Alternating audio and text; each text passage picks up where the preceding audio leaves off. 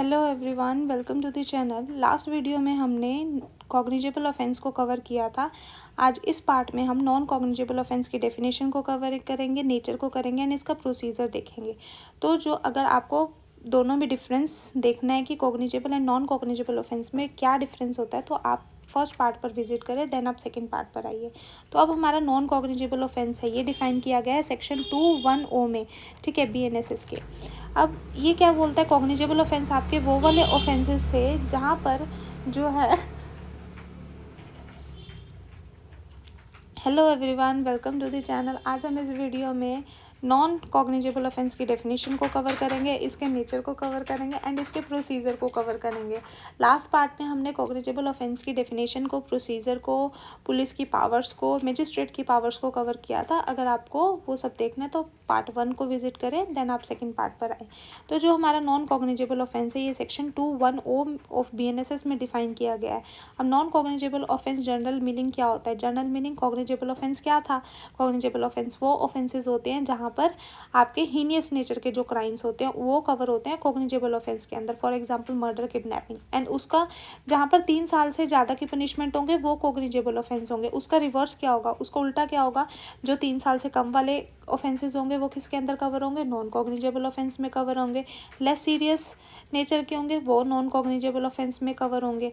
अब हमारा non cognizable के अंदर पुलिस ऑफिसर के पास पावर नहीं होती कि वो रजिस्टर करे एफआईआर रजिस्टर यहाँ पर नहीं होती। अगर किसी पर्सन ने नॉन ऑफेंस कमिट हुआ देखा, अब प्रूडेंस मैन है, प्रूडेंस मैन को, ले मैन को नहीं पता कि कौन सा कॉग्निजेबल है कौन सा नॉन कॉग्निजेबल है। अब ऑफेंस कमिट हुआ, आई विटनेस आया या कोई भी पर्सन आया, विक्टिम आया, विक्टिम का कोई भी रिलेटिव आया, उसने आकर पुलिस को इन्फॉर्मेशन दी कि ऐसे ऐसे ऑफेंस कमिट हुआ है। अब पुलिस को पता होना चाहिए, पुलिस के पास पावर है कि वो क्या देखेगा कि ऑफेंस का नेचर कैसा है। ऑफेंस का नेचर इन द सेंस क्या वो कॉग्निजेबल ऑफेंस की कैटेगरी में लाई करता है, क्या वो नॉन कॉग्निजेबल ऑफेंस की कैटेगरी में लाई करता है। अगर तो ऑफेंस किसकी कैटेगरी में, कॉग्निजेबल ऑफेंस की कैटेगरी में लाई करेगा, तो पुलिस ऑफिसर को वहाँ पर मैंडेटरी हो जाता है एफआईआर को रजिस्टर करना।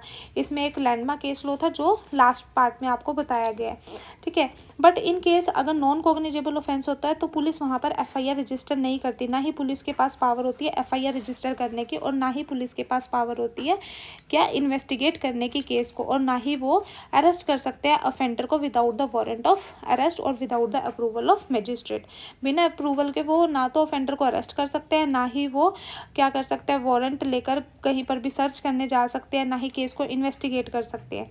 तो ये इसके एग्जांपल्स क्या होंगे? डेफामेशन हो गया, पब्लिक न्यूसेंस हो गया। जनरली ये कैसे होते हैं? बेलेबल एंड कंपाउंडेबल होते हैं। Compoundable means out of the court हम इसको सेटल कर सकते हैं।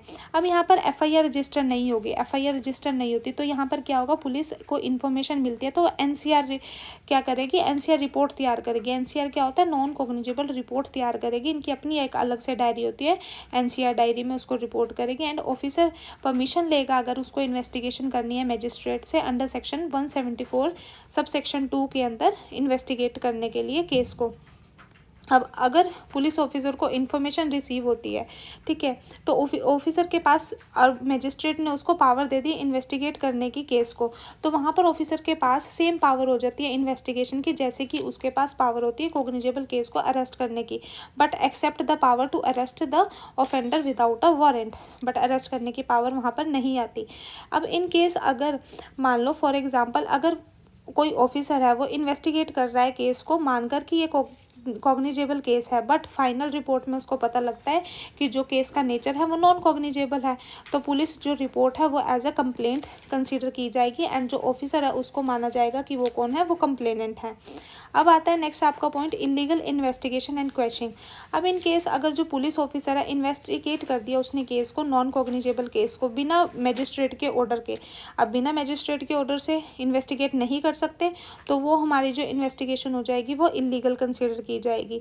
अब इलीगल कंसीडर है तो वहाँ पर पर्सन के पास राइट है under section 528 inherent power of courts के बारे में बताता है, जो inherent power of high court की बात करता है। वहाँ पर पावर आ जाती है कि जो इन्वेस्टिगेशन है उसको हम हम क्या करवा सकते हैं, क्वैश करवा सकते हैं। बट ये आपको स्टेप कब लेना होगा, एट द इनिशियल स्टेज में लेना होगा।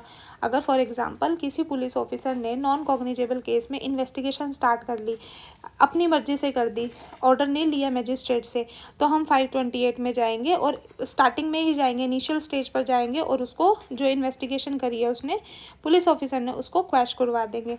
इसमें केस हेल्ड हुआ था, एक केस में हेल्ड हुआ था Keshav Lal versus state of Bihar. इस केस में बताया the accused can file an application to the high court to have an illegal investigation quash. इसमें एक्यूज पर्सन ने क्या करवाई थी, अपनी इन्वेस्टिगेशन को क्वैश करवाया था अंडर सेक्शन 528 ऑफ BNSS। अब पोस्ट ट्रायल ऑब्जेक्शंस क्या होती हैं, कहते हैं if an objection is raised after the judgment. अगर आप ये क्वेश्चन वाली, अगर आप कह रहे हो कि इन्वेस्टिगेशन की है without order of the magistrate non cognizable case में, अगर आप ये ले रहे हो इनिशियल स्टेज में, तब तो आपकी क्वैश हो जाएगी। बट इन केस अगर आप आफ्टर द जजमेंट या टाइम लैप्स होने के बाद, एविडेंस के बाद अगर ले रहे हो, तो आपकी वो क्वैश नहीं कंसीडर कीजिए, क्वैश नहीं होगी। वहाँ पर आपकी जो भी इन्वेस्टिगेशन हुई है, जो भी आपका आगे का केस चल रहा है, वो क्वैश नहीं होगा।